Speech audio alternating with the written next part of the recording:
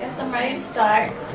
Good morning. Good morning. My name is Candace Jeffries. I'm an aspiring special educator.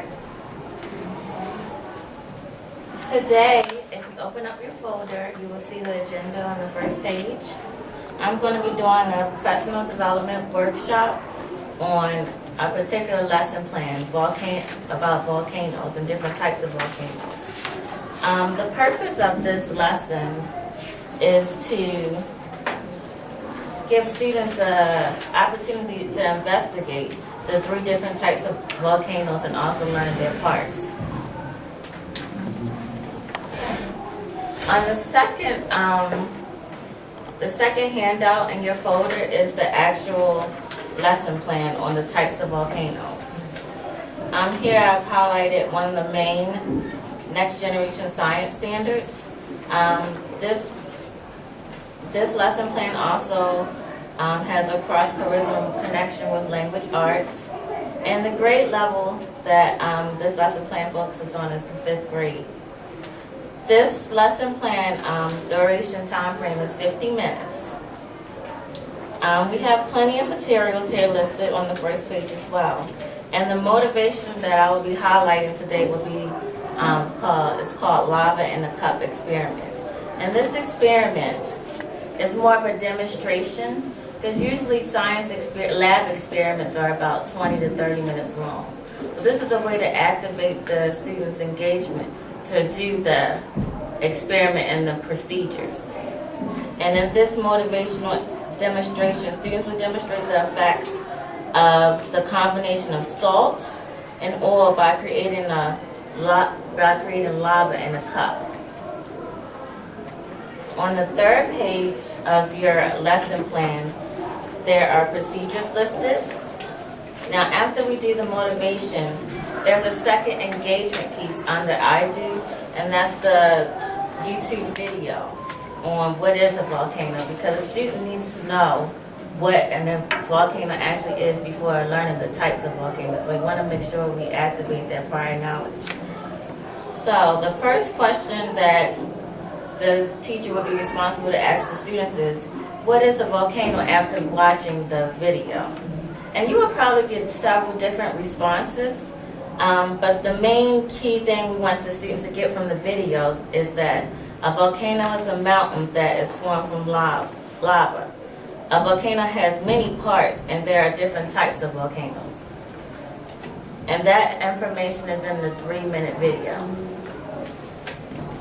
The teacher will be responsible to introduce the 3 different types of volcanoes. And in the procedure, there's a definition of each volcano. And most importantly, before doing any type of science lab, the teacher must review class lab safety procedures.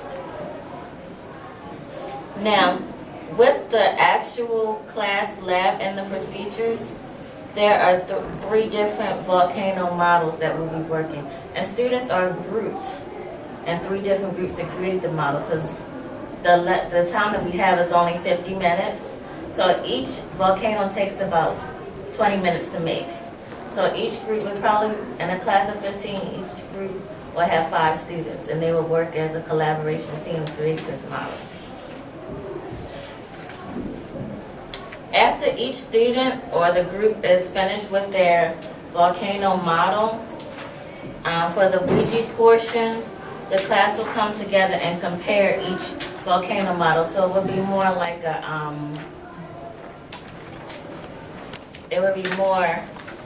showcase. And with the showcase, we will have a class discussion in their groups, and the groups will have a Venn diagram activity. And as a group and a class, we will observe, record the differences and similarities between each of the 3 models. And each student will have a chance to participate in the activity. For the differentiated instruction portion, the two main type of learners we have are visual and tactile learners. And these students struggle with abstract scientific concepts and they're able to use this lesson and the different elements in the lesson to the illustration to show that they understand the connection and the content. For accommodations for our English learning student, the teacher will be responsible to read aloud, simplify, repeat, and clarify all assignment and quiz instructions. And for 2 students with specific learning disabilities, at the end, with our assessment, instead of having the students write down the responses, they will be able to give the opportunity to orally express their responses. And in this workshop, what I wanted to do was highlight the motivation portion of the lesson. If you go into your third handout, it's titled Motivation in Lesson Planning.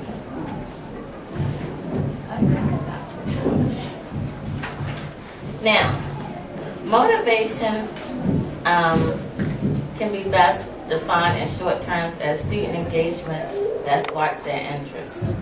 On the first point I wanted to make was motivation activities will provide a necessary plan toward a basic understanding of issues involved in the lesson plan. And before beginning any type of unit or lesson plan, you want to ascertain what the student knows about the subject matter to be covered. So basically activating that prior knowledge again. And this should be done in a non-graded, non-judgmental way so they can have a chance to respond. Because it's not really fair to, grade or judge a student when you're just starting a lesson. Okay. In your fourth handout, I have the actual procedures for the motivation demonstration that we'll be doing, and it's titled Lava in a Cup. So to complete this with a group of students, you will need a clear drinking glass, or in this case, a clear drinking cup, and 1/4 cup of vegetable oil, 1 teaspoon of salt, water, and food coloring. That's optional. I chose red. Okay? So what you will do, and I'm going to go ahead and model what we're going to do for the demonstration. Can you see this? Mm-hmm. Okay. So you're going to take your cup of food coloring water, and there's a couple of steps missed. I went ahead and filled the cup up with water with food coloring for you for time's sake. And you're going to add the 1/4 cup of vegetable oil on top. So that forms little bubbles on top. And then we take the teaspoon of salt, and we're going to sprinkle it. Both of them. Just one at first. Sprinkle it on top.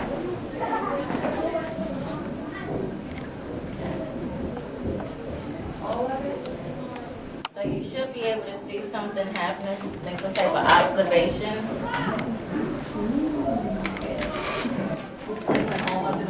Sprinkle it all on top.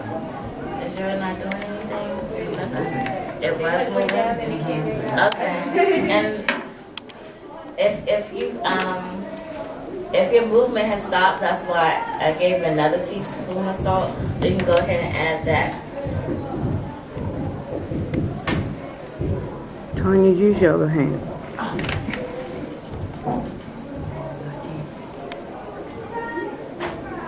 Now usually students will say ooh and ah at this point. Ooh and ah. Oh, okay, now I see it. Okay, see it better? I see yours did it You gotta sprinkle. It was like one big drop and then it came right back up. It's still doing that. Mark is still. This is unwrapping up.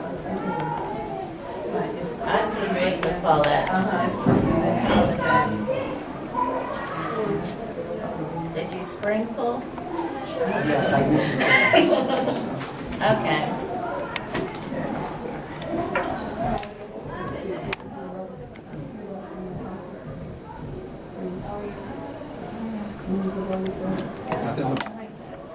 So I would usually ask the students, we would have a discussion about it, and I would ask, well, I'm gonna ask you, what happened when you added the salt the first time?